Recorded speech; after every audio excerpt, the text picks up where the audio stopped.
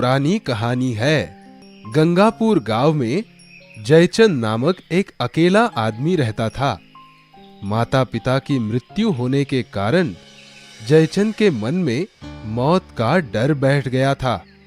जयचंद कभी मरना नहीं चाहता था। मरने के डर से वो हमेशा किसी न किसी मांत्रिक या ज्योतिष के पास चला जाता।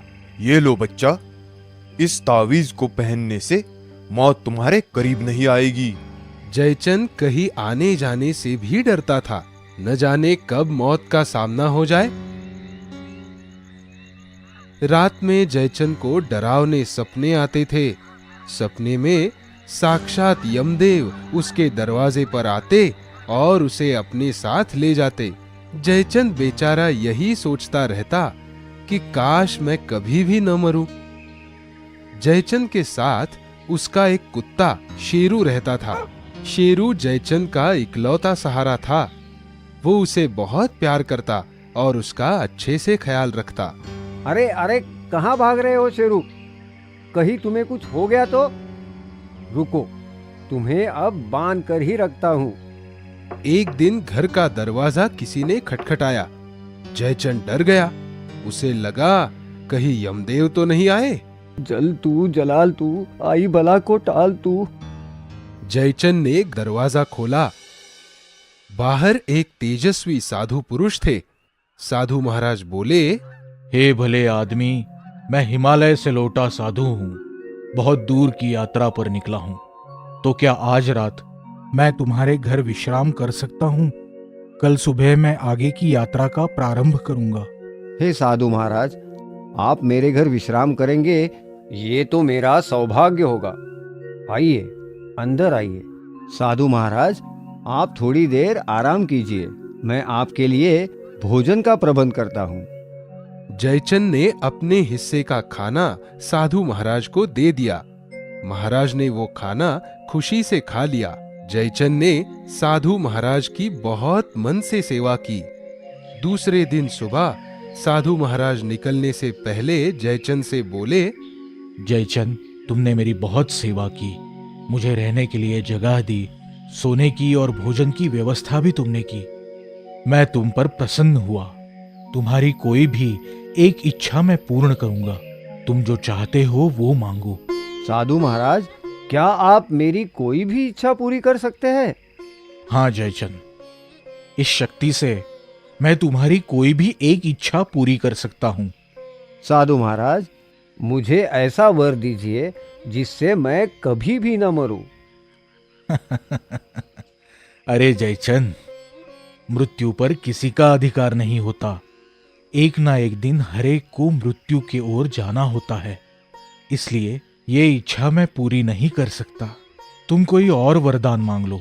जयचंद ने थोड़ी देर सोचा और बोला, ठीक है, फिर मुझे ऐसा वरदान दीजिए कि मेरे सिवा जो भी मेरे पलंग पर बैठेगा वो मेरी इच्छा के बिना वहां से उठ ही नहीं पाएगा। साधु महाराज को इसमें कुछ भी गलत नहीं लगा। उन्होंने कहा, तथास्तु। साधु महाराज से ये वर पाकर जयचंद खुश हो गया। उसने सोचा, साधु महाराज ने दिया हुआ वर सच में काम करता है कि नहीं, एक बार आजमा के देखता हूँ। जयचंद ने शेरू को पकड़ के पलंग पर बिठा दिया। शेरू ने वहां से उठने की और भागने की बड़ी कोशिश की, मगर वो पलंग से उठ नहीं सका। अब कैसे भागोगे शेरू? मेरी मर्जी के बगैर तुम यहाँ से हिल भी नहीं सकते। ऐसे ही कई साल बीत गए। एक बार शेरू बुरी तरह से जख्मी हो गया। जयचंद ने उसकी मलम पट्टी करवाई, उसे दवाइयां भी दी, मगर दिन ब दिन शेरू की तबीयत खराब होती गई। हे भगवान, क्या शेरू मरने वाला है? शेरू की तबीयत बिगड़ने से जयचंद परेशान था। वो खाना खाए बगैर ही सो गया। तभी दरवाजे पर दस्तक हुई। जयचंद ने दरवाजा खोला तो साक्षात यमदेव आए थे। जयचंद, मैं तुम्हें लेने आया हूँ। पृथ्वी पर तुम्हारा समय अब खत्म हुआ।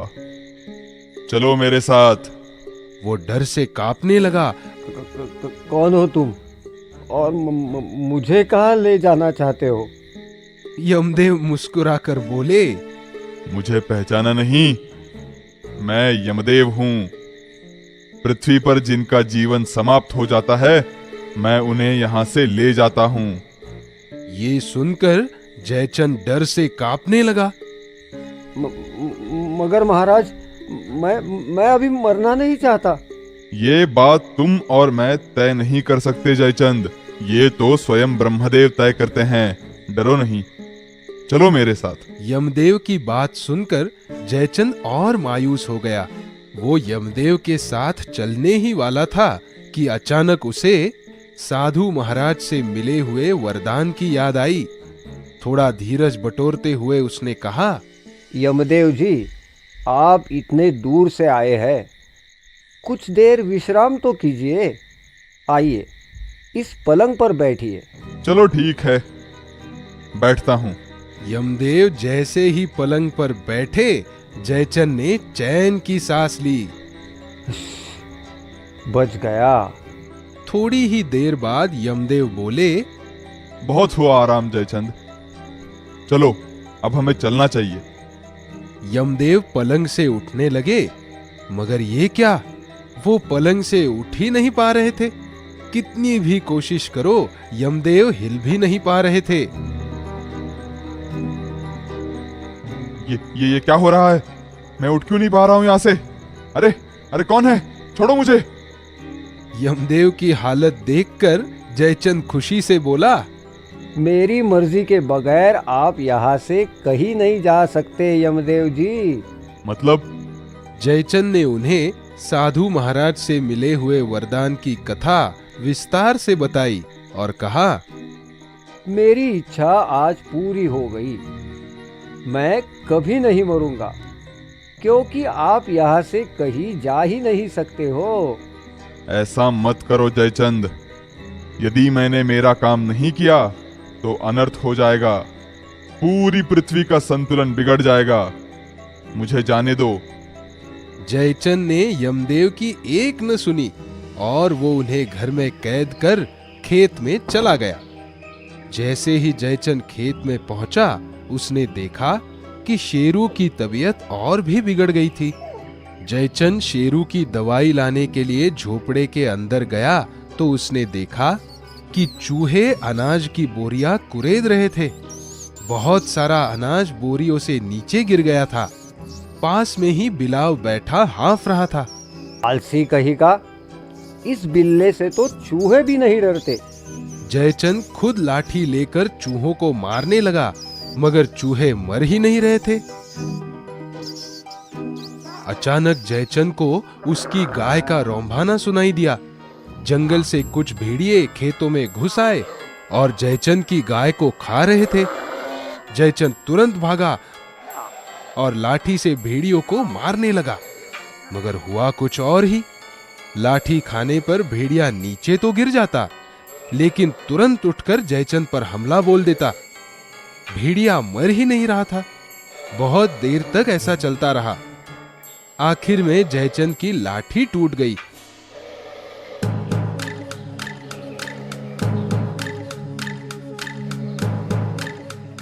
जयचंद ने आसपास देखा तो जंगल के और भी जानवर गांव में घुस आए थे। सारे गांव वाले उनसे जान बचाकर इधर उधर भाग रहे थे। ये देखकर जयचंद बहुत डर गया और शेरू को लेकर भेड़िए से जैसे तैसे जान बचाकर भागते हुए घर आया। दरवाजा लगाकर हाँफने लगा। यमदेव वही पलंग पर बैठे तिलमिला रहे थे। जयचंद को देखकर उन्होंने पूछा, क्या हुआ जयचंद? हाँफ क्यों रहे हो? सब खैरियत तो है ना? क्या बताऊं महाराज? जयचंद ने सारी हकीकत यमदेव को बता दी। यमदेव बोले, मैंने तुमसे कहा था ना कि अगर मैंने मेरा काम नहीं किया तो पूरी पृथ्वी का संतुलन बिगड़ जाएगा। तुमने मुझे यहां कैद करके रखा है, इसीलिए यह सब हो रहा है। देखो इस शेरू को, क्या तुम इसकी पीड़ा दूर कर सकते हो? नहीं ना। शेरू का जीवन काल खत्म होने को है। अब सिर्फ मौत ही उसे मुक्ति दे सकती है। मगर यमराज, कोई भी भला मरना क्यों चाहेगा? अरे जयचंद, यहां जो कोई भी जन्म लेता है उसे एक न एक दिन मरना है। ये तो प्रकृति का नियम है, वो कोई भी टाल नहीं सकता। मृत्यु से केवल शरीर मरता है, आत्मा तो अमर है। तुम एक बार मुझे रिहा करके देखो, मैं तुम्हें बताता हूं। बहुत सोच विचार के बाद जयचंद ने यमदेव को पलंग से उठने की अनुमति दी। उन्होंने बड़े प्यार से शेरू को सहलाया और उसकी आंखें बंद की। शेरू शांत हो गया। देखा जयचंद, अब शेरू बिल्कुल ठीक है, उसे कोई दर्द नहीं। शायद आप ठीक ही कह रहे हो यमदेव जी। मौत इतनी भी डरावनी नहीं है। मैंने समझने में गलती कर दी। देर आए दुरुस्त आए। अब चलें? जी हाँ, चलते हैं। यमदेव, जयचंद और शेरू यमलोक की ओर प्रस्थान कर गए। अच्छा, ये तो बताइए, मैं स्वर्ग में जाऊंगा या नरक में? वैसे तो सारी जिंदगी तुमने पुण्य ही कमाया है, मगर स्वयं यमदेव को कैद कर रखा। पाप, अघोर पाप। क्षमा चाहता हूँ यमदेव जी, मुझसे गलती हो गई, माफ कर दीजिए। मैं नरक में नहीं रहना चाहता। शेरू की आवाज सुनकर जयचंद की आंख खुल गई। सवेरा हो चुका था।